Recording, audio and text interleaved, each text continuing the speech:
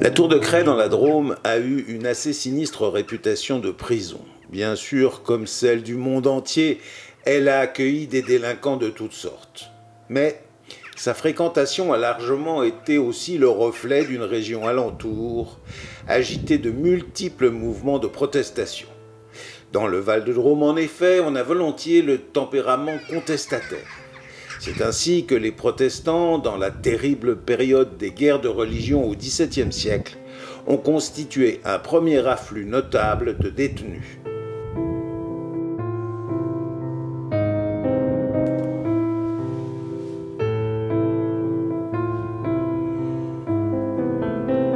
En 1598, Henri IV accorde l'édit de Nantes aux protestants, ce qui fait d'eux des gens à peu près libres du choix de leur religion et de tout ce qui est attaché aux libertés individuelles.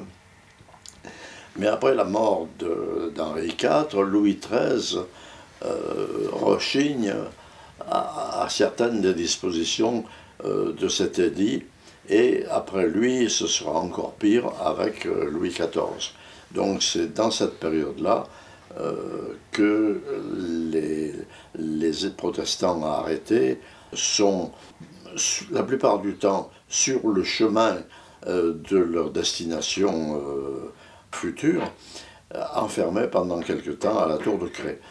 Mais d'autres ne font guère que passer sur le chemin qui va ensuite les amener à un pseudo-tribunal qui va les condamner à la peine de mort quelquefois ou aux galères, puisqu'à ce moment-là, envoyé sur les galères royales pour ramer pendant des années jusqu'à sa mort, quasiment, c'est ce qui arrivait très souvent aussi. En général, la libération n'intervient qu'au bout de plusieurs années. Il y en a d'autres qui sont amenés sur le gibet pour être pendus. Il n'y a pas vraiment d'archives sur cette période-là. Ce qu'on retrouve, c'est les enregistrements de décès, mais pas tous, parce que le curé, en principe, n'enregistre pas les décès. D'ailleurs, il enregistre la cérémonie religieuse catholique, les funérailles. Et donc, il y en a toute une série dont on ignore tout. Il en est de même pour les naissances, puisqu'il y a des femmes assez nombreuses, et certaines accouchent pendant leur séjour à la tour. Et il est rare qu'il y ait un enregistrement. Tout au plus, j'en ai retrouvé un ou deux, où le curé ne dit même pas le nom du bébé, ou même le nom de sa mère.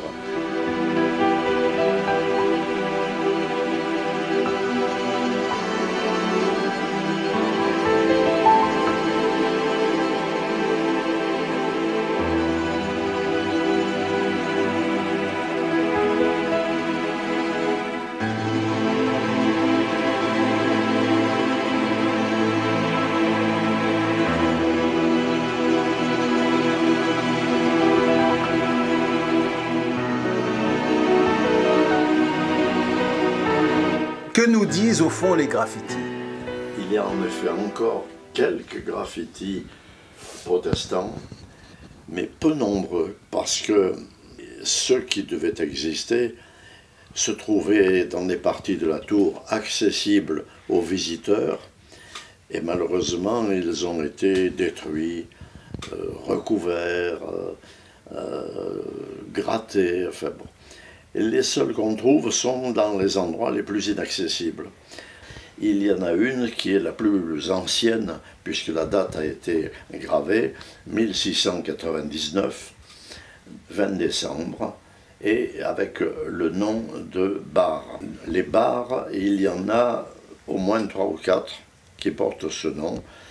3 d'entre eux appartiennent à la même famille, semble être peut-être le père et 2 enfants. Bon.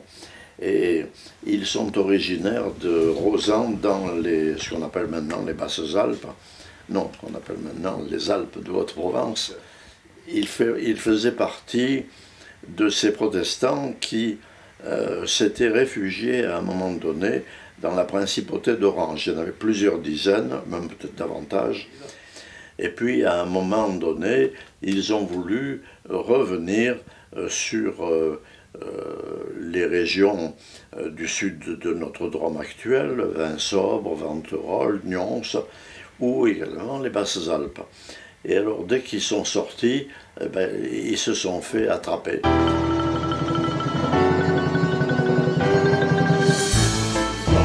Il y a quelque chose qui est assez exceptionnel, c'est un dessin qui ressemble un peu à une bande dessinée et qui semble figurer une scène de dragonnade. Ça vient de dragons, les dragons c'était les soldats du roi, qui, entre autres choses, pour obliger les protestants à abjurer, s'installer chez eux, s'y loger, piller le plus souvent, se faisaient nourrir, enfin profiter de tout, et évidemment, au bout de quelques temps, la plupart du temps, les protestants, ne pouvant plus supporter ça, étaient obligés d'abjurer.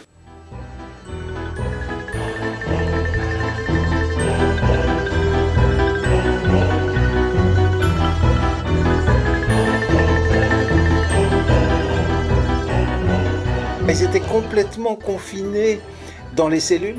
À certaines périodes, je ne sais pas si ça concerne les protestants, mais les autres prisonniers qui suivent, en tout cas, ça, là, on le dit chaque fois dans les rapports, ils sont autorisés à sortir, non pas de la tour, mais sur le palier sur lequel ils ont un peu plus de place.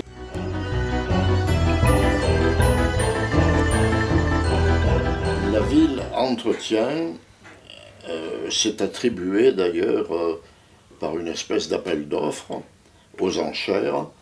Alors il y a comme ça des fournisseurs donc. Ceux qui amènent la nourriture, elle est simple la nourriture, hein. C'est la soupe et le pain. Bon. Ils viennent de la ville qui est en bas quand même, hein. Ils grimpent jusque là-haut. Ça pose beaucoup de problèmes parce que ils réclament quand même le prix d'un travail dur, pénible, pour grimper jusqu'à la tour à pied. La ville rechigne évidemment parce qu'elle n'a pas les finances pour les rétribuer. Et ils arrêtent, quoi, et plus personne ne veut assurer la chose. Mais il est bien certain qu'au point de vue de la nourriture, du confort, c'est quand même très insuffisant. L'eau potable, eh ben, il n'y en a pas dans la tour. Ce qui existe, c'est qu'on recueille l'eau sur le toit de la tour.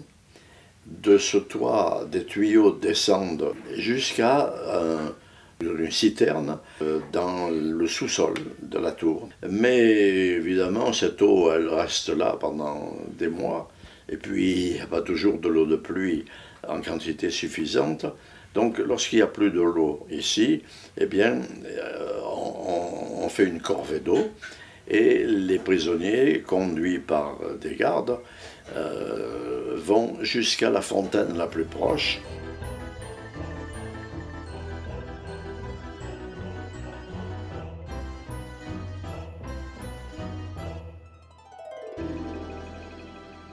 Les WC, ben dans la tour, il y en a un, presque à la cime, oui, dans la salle la plus haute. Ces latrines, oui, elles sont quand même rudimentaires et elles se déversent à l'extérieur. Bon. Alors les prisonniers vont également utiliser des récipients, je ne sais pas comment ils se les procurent, et donc ils vont le matin en groupe et sous surveillance se soulager eux-mêmes et vider leur seau devant la tour, ce qui va amener des protestations du voisinage, bien entendu.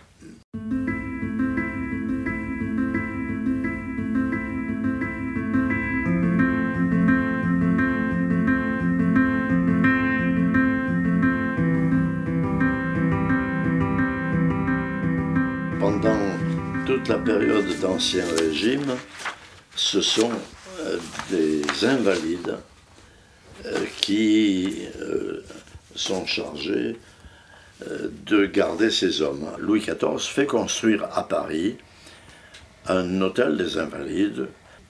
Ces bâtiments sont faits pour accueillir ces soldats. Seulement, il y en a tellement que c'est très vite plein. Et donc là, on ne sait plus trop qu'en faire. Et l'idée vient de les disperser et de les utiliser pour rentabiliser un petit peu les choses aussi, un peu partout dans le royaume de France. Donc, on va les envoyer, par exemple ici à la Tour de Cré, pour garder les détenus. Après la liste de blessures qui les atteint, imaginons qu'un soldat réussit, qu'un détenu réussisse à s'échapper et se mette à courir, je vois mal celui qui n'a plus de jambes lui courir après.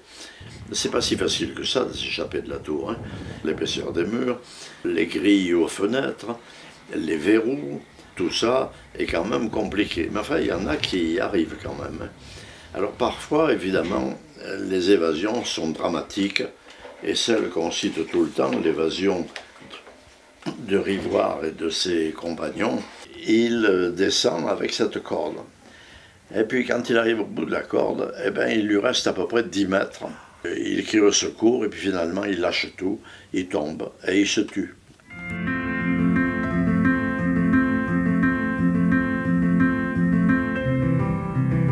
Les lettres de cachet, donc j'en ai retrouvé 178. Les véritables auteurs qui ont demandé ces lettres de cachet sont en général des gens de la noblesse ou de la haute bourgeoisie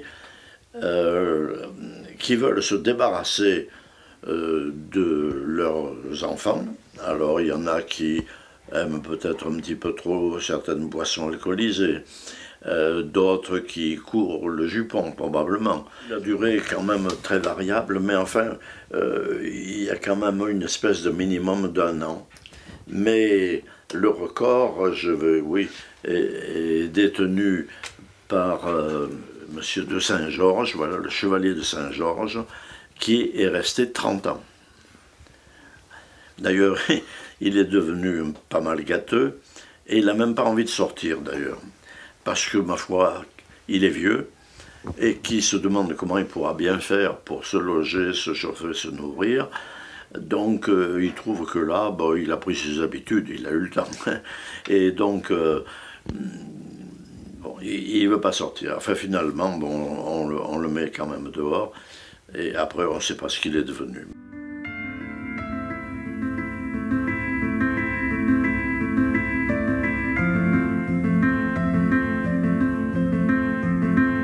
La tour n'a pas cessé de servir comme prison, parce qu'il y a des détenus de droit commun, des voleurs, de toutes sortes des faux-monnayeurs, etc. Bon.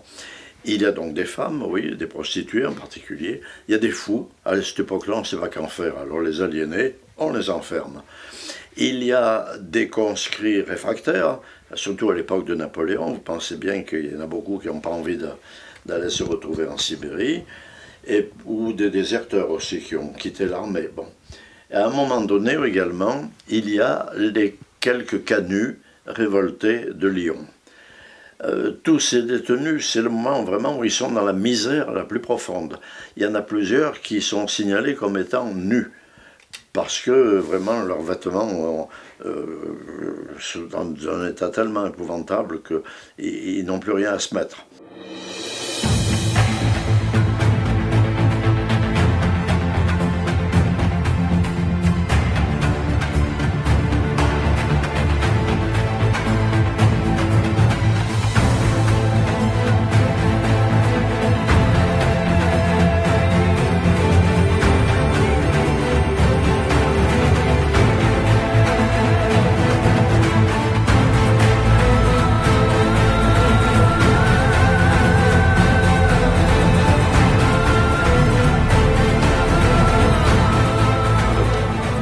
À 1848, la révolte du mois de février 1848 à Paris, les barricades, on établit la République.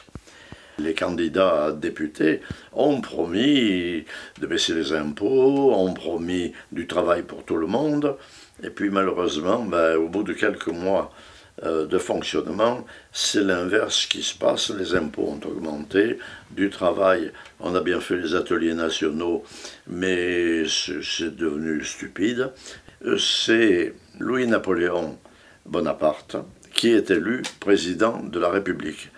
Il adopte un régime à poigne, très dur vis-à-vis des républicains en particulier. Ce qui fait que petit à petit, toutes les libertés disparaissent. Il est interdit de porter la couleur rouge, parce que le rouge, c'est la couleur révolutionnaire. Bon, donc, quelqu'un qui a une cravate rouge, hop, on l'embarque, et il va se retrouver peut-être, par exemple, à la Tour de Cré. Louis-Napoléon, qui se trouve bien à la place de président de la République, il a été élu, mais pour 4 ans. Et il n'a pas le droit de se représenter. Donc, il voit arriver l'année 1852, c'est-à-dire le terme réglementaire de son mandat, mais lui, il voudrait bien continuer. Et donc, il va essayer d'utiliser des moyens plus ou moins légaux, mais il n'y arrive pas. Il finit par se décider à faire un coup d'État. C'est ce qui se passe donc le 2 décembre 1851, et ce qui déclenche très vite une colère profonde dans probablement toute la France, mais enfin, il y a des endroits où ça ne se manifeste pas. Mais par contre, dans un département comme la Drôme, c'est un de ceux où ces manifestations, ces soulèvements sont les plus coriaces. Et donc, des grands rassemblements s'organisent, et en particulier autour de Cré. C'est une première étape avant qu'on envisage d'aller s'emparer de la préfecture à Valence. Des gens venus de Grane et Chabrian le 6 décembre, le même jour des gens venus de la vallée de la Gervanne, Beaufort, Lacon, Rousse. Ils sont des centaines et des centaines, et les premiers morts interviennent avec le groupe qui venait de Grane. Ils étaient, je ne sais pas, quelque chose comme 600 ou 700. Ils arrivent donc à l'entrée sud de Cré, et là ils se heurtent à une barricade avec des militaires armés de canons et de fusils, alors qu'eux n'ont que quelques vieilles faux rouillées ou quelques bâtons, quelques vieilles épées ou des choses comme ça, ou rien du tout. Et donc ils ne font pas le poids, c'est sûr. Et l'un d'eux, le secrétaire de mairie de Grane, d'ailleurs, s'avance vers les hommes de cette barricade en demandant à tous ces militaires de les rejoindre, de venir avec eux. Et ce qui lui répond, ce sont les canons. Le canon tire, et il y a 2 morts, 2 Granois qui sont tués, qu'on retrouvera le lendemain gelés, parce qu'il fait très froid. Le préfet, qui était un homme de choc, vraiment, organise une colonne mobile qui va faire le tour de ces régions insurgées et qui part à la fois le bâton et la carotte, en promettant des places de concierge, de secrétaire de mairie, de tout ce qu'on voudra bien payer, etc. Ou bien à l'inverse, en les menaçant, en les frappant, en les torturant, etc. Enfin, vont arrêter donc beaucoup de gens, des milliers de gens dans le département. Et donc voilà, la tour de Cré va se remplir, et très vite. Le 23 janvier 1852, au soir, dans la tour, il y a 457 détenus. Et on ouvre une deuxième prison à Cré, à côté du pont, côté sud.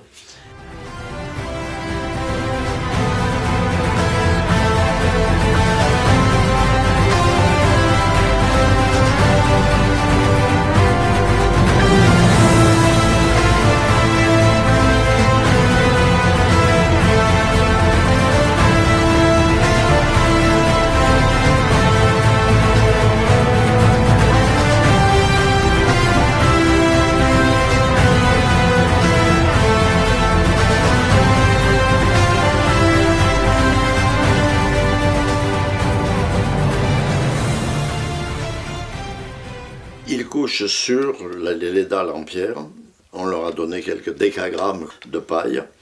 Ils ont l'autorisation, au moins au début, de se faire apporter un peu de nourriture supplémentaire par des gens de leur famille, ce qui n'est pas simple, hein, parce que quand ils viennent la famille est à Bordeaux, à Crupy, ça fait du chemin à pied. Alors au début, donc, on fait les choses un peu sérieusement, mais ça prend tellement de temps que à Paris, on respecte, et donc il y a une décision qui est prise. Au lieu d'avoir une commission militaire qui interroge les gens, etc., on crée des commissions mixtes. 3 hommes du département vont juger, hein, je mets des guillemets, hein, et des grands guillemets, les détenus. Elles jugent sur dossier. Il y a par exemple beaucoup de gens qui ont écrit pour essayer de demander leur libération, y compris les maires des communes, même s'ils ne leur étaient pas favorables, parce qu'ils trouvent que vraiment on est allé trop loin, y compris même les curés ou les pasteurs. Il y en a pas mal qui interviennent parce qu'ils considèrent que vraiment on abuse. Bon. Et il va y avoir donc des condamnations. Alors, condamnation à mort. En définitive, il n'y en a qu'une qui sera pratiquée à Valence. Condamnation au bagne. Alors à Cayenne, ils sont 7 Drômois à y partir, 4 n'en reviendront pas, ils y meurent. Condamnation au bagne en Algérie. Alors là, c'est des centaines. 496 sont condamnés à l'Algérie. Finalement, ils ne partiront pas tous, mais il y en a quand même 205 qui partent. Petit à petit, ces condamnés, ceux qui restent là encore dans ces prisons, vont recevoir des libérations. Quand l'empereur se marie, quand l'empereur a un enfant, enfin sa femme, eh bien, c'est une petite gentillesse comme ça qu'on fait dans l'esprit. Bon. Et donc, petit à petit, ils sont presque tous libérés. Et donc, en 1859, il n'en reste que quelques-uns, ce sont vraiment les durs. Parmi eux, il y a Blanqui, Barbès, qui sont connus au plan national, et il y a Pierre-Gilles. Finalement, en 1859, Pierre-Gilles revient en bateau d'abord, puis à Toulon, il est débarqué et il revient à pied à Grane, où il est comme ça le dernier à survivre de cette affaire-là.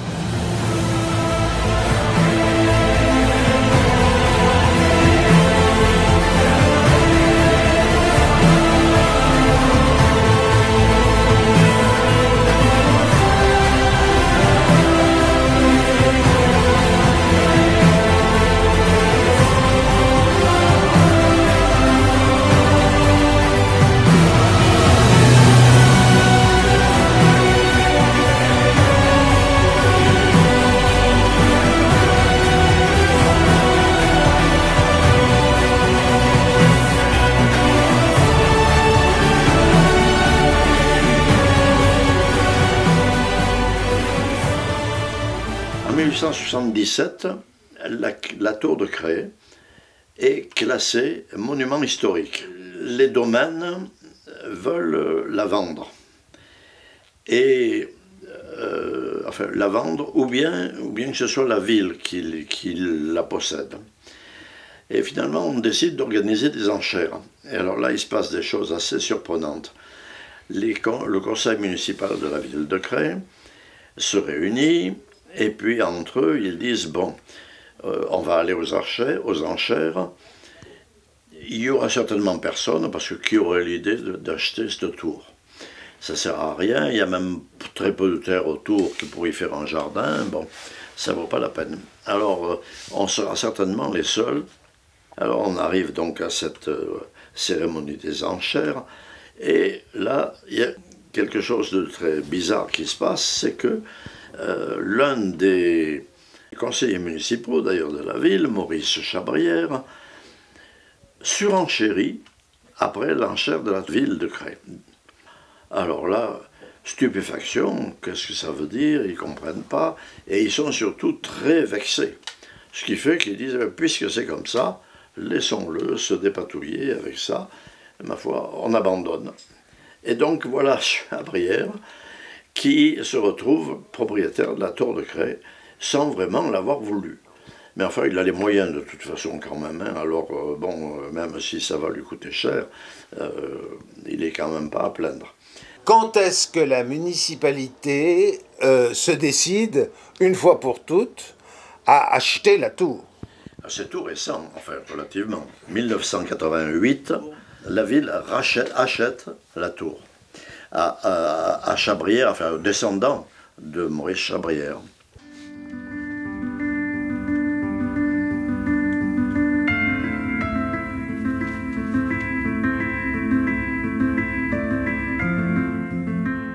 J'y ai travaillé à plusieurs reprises pendant 20 ans. De temps en temps, j'étais aux archives et je me disais, bon, ou bien je tombais sur une référence à la tour de Crest, donc je demandais le dossier et je piochais dedans, quoi.